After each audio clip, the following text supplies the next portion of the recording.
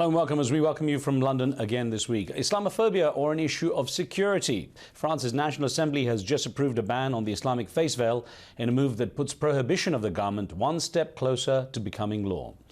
Well, those who support the legislation say it's about security and safety. For the French President Nicolas Sarkozy, the ban goes even deeper. He says the veil is unacceptable because it hurts the dignity of women and runs counter to French society. Well, out of more than 4 million Muslims, fewer than 2,000 women are reported to wear the veil there, and they see the potential ban as an infringement of their liberties. France's highest legal advisory body, the Council of State, seems to support these women, noting that an outright ban on the Muslim veil would be unconstitutional. Well, as other European nations also move closer to banning the veil, the issue could eventually come before the European Court of Human Rights. So on today's show we ask, what's driving Europe's move to ban the veil, and what will be the impact for Muslims in France? Remember, you can join our conversation with your questions and comments. You can send an SMS, text or an email, and of course we'll also welcome your phone calls onto the show. Joining me from Paris is Jacques Miard, a member of the French National Assembly who wants to see the face veil banned. Mr. Miard is the co-chair of the Assembly's study group on secularism and a member of the President Sarkozy's Union for a Popular Movement Party. And from Brussels, we have Malika Hamidi, the Director General of the European Muslim Network and Vice President of the International Study Group of Reflection on Women in Islam. She opposes the ban on face veils, including similar legislation that recently passed Belgium's National Assembly. I welcome you both to the program. Monsieur Miard, thank you very much for joining us. I want to ask on the issue of the number of women wearing the veil in France. It's very small. It's less than 2,000 according to reports. So why the need for such a comprehensive ban on the veil? Well, it's very clear. First of all, it's not a minor figure, because it has been increasing in recent months very much. You know, a few years ago there were none, and today we have more than a few thousands. So this is a phenomenon in which we have to make a clear halt.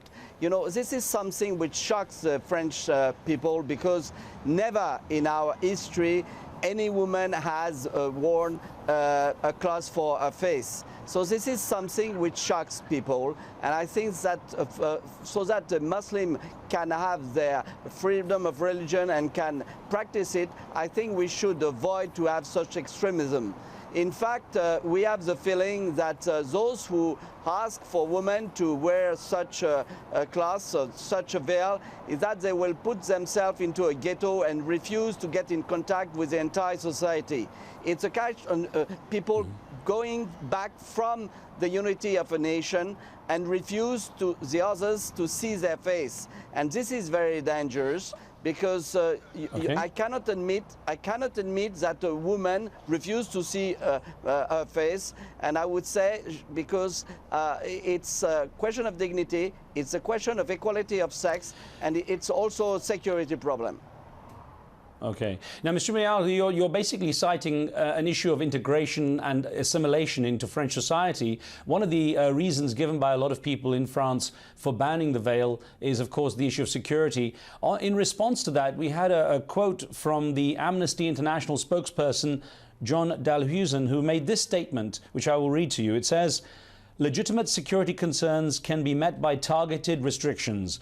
Individuals may also be required to reveal their faces when objectively necessary. French law already allows for such limited restrictions."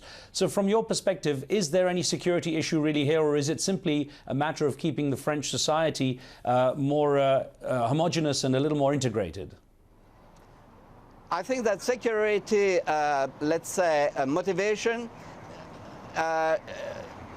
yes, I would say that a security element is one aspect of this issue. I think we have also many other issues at stake, like dignity of person, like equality of sex, and I think this is the main issues.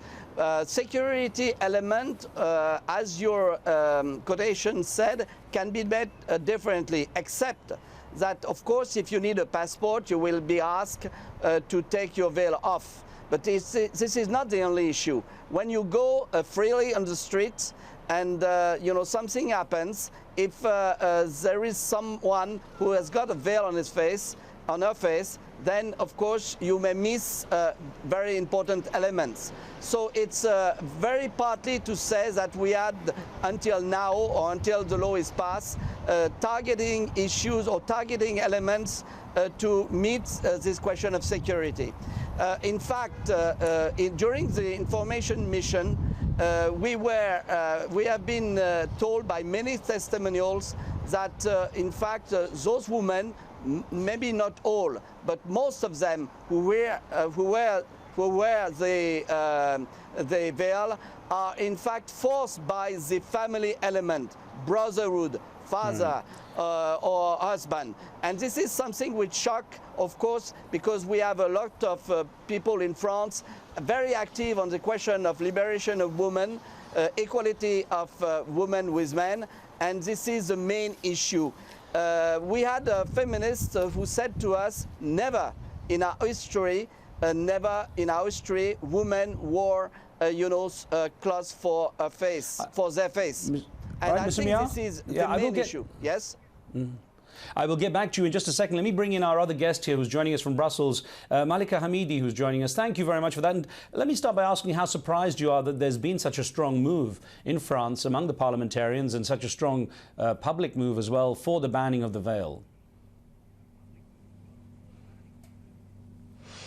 Yes, in fact, to begin with, I'd like to thank you, many thanks for this invitation. I'm very honored and delighted to be here, and thank you for giving us the possibility and the opportunity to explain and to be vocal on that topical issue. I want to express my concern because I'm really worried about the way that we are dealing with that issue. I'm not sure that it is in terms of aggressivity that we are going to sort out all these problems, because this is an issue which is targeting the French citizens, and it's again the principle of democracy. So I think that it's a strong signal which is launched to the French Muslim community, saying that Islam is not welcome, that Islam is not welcome in France, and it's really, really worrying to feel that anti-Islamic feeling which is going throughout Europe. Now, Ms. Hamidi, considering that a relatively small number of women relative to the Muslim population in France, they say maybe less than 2,000 women in France actually wear the veil, the full veil, is there likely to be any major response from the Muslim community? Do you get a sense that there is a strong sense of disgruntlement among Muslims in France and in Europe in general to this kind of issue?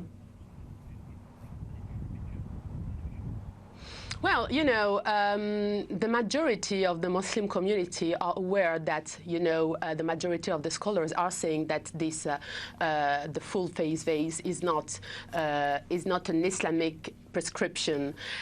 Nonetheless, I think that those women who are saying to wear it, the 2,000, because we should say as well that it's not, there is no sociological studies. We don't know exactly how many women are wearing the full face veil, but even if they wear it, we have to respect this is a personal choice, and we have to respect it. But the grand majority of Muslim women, of European Muslim women today, are not concerned with that issue. We are more concerned about all the discrimination that we are facing in the field within our community of faith, and Muslim women are getting involved in the process of trying to promote this kind of rereading of the scriptural sources to be liberated from a kind of misogynistic approach of the scriptural sources. And in the civil societies, European Muslim women are very worried about the discrimination that we are facing in terms of employment, in terms of education and healthcare and all this kind of all those fields. Okay. Monsieur Jacques Miard, let me bring in a viewer question here, please, for you, sir, from Sadiq Abubakar, who wrote in saying, Western countries advocate for human rights but still commit their own violations. They judge Muslim states for requiring the hijab, yet they commit an equivalent action, a ban. Now, I wonder, doesn't the idea of a restriction such as this face veil ban actually go against the principles of individual rights that a country like France is so quick to champion? Well, first of all, individual rights stops at the, let's say, prescription of law. We are voting a law according to a due process of law. We have been inquiring for months and months. As I've heard, and which has been stated by Malika, the Islamic authorities in France said very clearly that it is not an Islamic prescription. So we are not against any religion's rule. In fact, we are acting as a legislative power, not as a religious power. And if I can tell you, if the priest in the Catholic Church is going to toll the bells at 4 o'clock in the morning, it will be forbidden to do it, because this is an annoyance for everyone. So you see, we pass law according general interest and how we are in a secular state, and for us, religions belong to the private part of anybody. I may have a religion, I may not have a religion, it doesn't matter for the states. All I know is that when we pass a law, we want to strengthen the common will to live together. And by hiding their face, those women are just trying to get out of the society by refusing to be seen. This has nothing to do with individual rights. Individual rights has to abide, common rules in a state like France, which is a regular state, a secular state, sorry. And I would say we cannot say this is my individual right. My individual right is not to go naked on the street. If I decide to go naked on the street, the police will ask me to go back home or to take me to the police station. So I think there are limits to so-called individual rights, especially when you have a very strong necessity to live all together, especially when you have different religions. Okay. Mr. Miao, let me put an email question to Ms. Malika Hamidi here. This came in from Roger Ntongo. And Roger Ntongo wrote in saying, just like Saudi Arabia has a strict female dress code to suit its culture, France wants to ban the full face veil because it encroaches greatly on the French liberal culture. Now, isn't it reasonable, Ms. Hamidi, to allow for a country to have its code of conduct, and for people who choose to live there to expect to follow that code and cultural norm? No, I mean that each woman should have the possibility to define herself what is the model of emancipation that she wants to adopt. I mean, it has to do with a personal choice, and I don't think that wearing the niqab harm anything, but this is a personal choice, and that has to be respected, because all the international treaty and the European Court for Human Rights, all the European treaties and the Council of Europe are saying that the freedom of religion, it has to do with the personal choice, and it has to be respected. Well, we have had a strong viewer response to this, and we've even got a couple of people standing by on the phone, but we have to take a very short break now. We'll try to get to those when we return. We'll also look at whether or not these initiatives stigmatize European Muslims or help them to assimilate. Don't go away.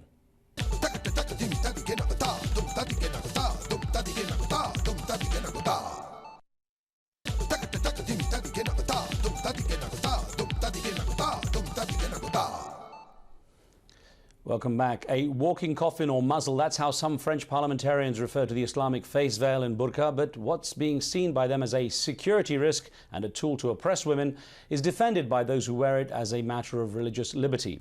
To discuss this, I'm joined by Jacques Miaud, a member of the French National Assembly who favours the ban, and Malika Hamidi, Director General of the European Muslim Network, and she opposes the ban. Let's get back to a question from our viewers. We have Taliba on the line from DC. Taliba, thanks for being with us. What would you like to ask?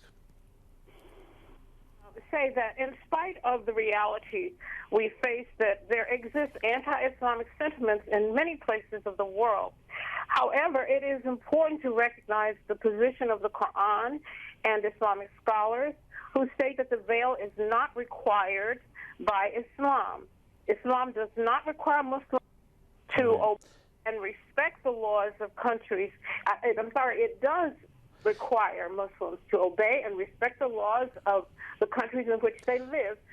If those let me get a Taliba. Let me get this to Malika Hamidi. This is something that's often raised as well. Of course, it's a cultural thing to wear the full veil, and I think you referred to that earlier on. It comes down to obeying the laws of the country in which a Muslim chooses to live. Yes, of course. And I think that if the law is voted, then the Muslim women, they say that some of them said that they would respect it, and we are trying from within the Muslim community to say that they have to respect and that we have to respect the law of the country, and we are involved in that process. So those women say that we will respect them. Others say that we will stay at home, we won't have the opportunity to work. So it's a real problem. I don't think that a law is a real solution, but let's leave the Muslim community to try and make this change within the Muslim community, to make people respect the law, to make those women respect the law. So we will try to change the mentality from within, and we will try just to make them understand that this practice is un-Islamic and that we have to be good citizens, that we have to respect the law of the country we are living in. And I'm just sorry to say that the majority of the Muslim community is working on that field and for the common good of the Muslim and the European societies. But it's not the media. Don't put the focus on that. It's just a nonsense. Okay, Monsieur Jacques Méard, Monsieur Jacques Méard, let me get you in on this debate as well. Now, one of the things that's being raised here is the idea that, as Ms. Hamidi was saying, that many women may choose not to integrate in society because they can't wear the ban if it is wear the veil if it is banned. Could your desire to try to integrate Muslims more into France's society actually backfire? You were on the committee that recommended the banning of the veil. You want more integration, but could this actually backfire on you? Well, I don't think so. First of all, I welcome the argument that many Muslims do want to integrate, do want to be French citizens and be treated as any other. The point is when you have a common behavior in a nation, in England you drive on the left-hand side, in France you drive on the right-hand side, so you have common rules. Those common rules should apply to anybody.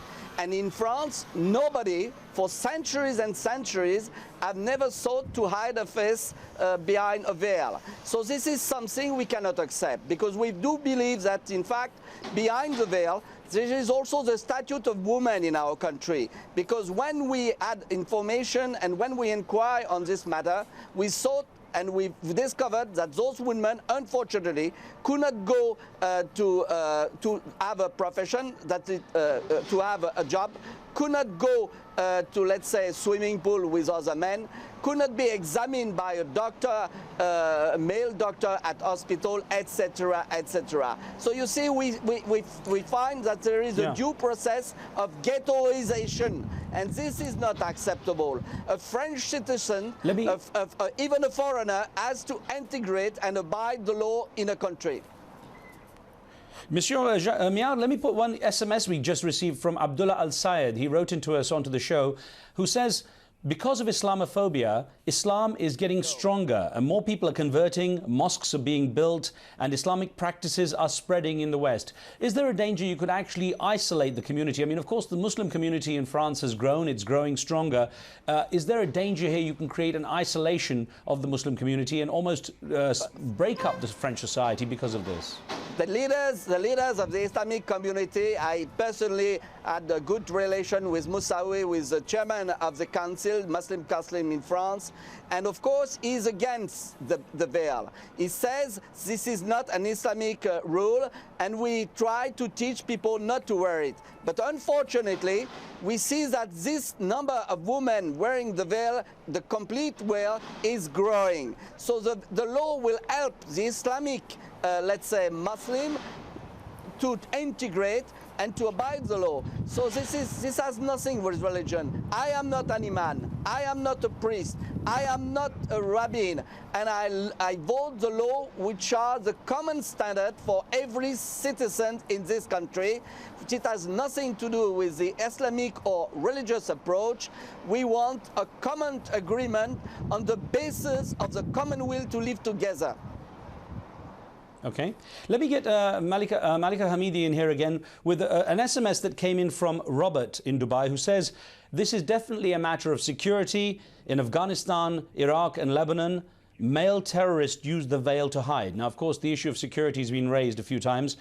And then also an email that came in, if I could put to you, from Babatunde Salman, who wrote in saying, The reasons for banning the Islamic veil can include both Islamophobia and security. However, the banning is so ill-timed that every Muslim will feel alienated. Let me ask you, could there perhaps have been a better time to tackle this issue? Do you think the timing is something important right now in the way European Muslims are being perhaps treated or viewed? Yes, I think that the visibility of Islam today in the public space is really frightening people, and we can understand that, and that's why we're working hard on the field just to promote this common good that I was speaking about. But I really think that today the French government should empower those Muslim women, those Muslim organizations. We're speaking about alienation and oppression, so let's empower those Muslim women and those Muslim organizations, give them the means and the tools just to work and to define ourselves the model of emancipation that we want to adopt. I mean, it's as to the question of security, I can understand that, but I think that there is already a legislation which asks women to reveal their face, and when they're required to reveal their face, the women who wear the full veil, they do it. So why a national debate? I just think that it's just politically profitable to have this debate today. Okay, well, I'm sorry to stop you, and I want to thank Mr. Jacques Miard also for joining us, because we've run out of time. As always, never enough time for these kind of debates. Thank you both for being with us. Thank you. Thank you also for joining us. Remember, you can follow our program on Twitter. We'll keep you notified on upcoming shows. Be sure to tweet us your questions and comments to pose to our guests. On the next show, the legacy of Agent Orange. Generations of Vietnamese are still suffering from the effects of chemical defoliants used by the US during the Vietnam War. More than 3 decades later, some victims are taking their case to Congress. What sort of justice are they seeking? Be sure to tune in for that. From me and the team in London and in DC, we'll see you next time.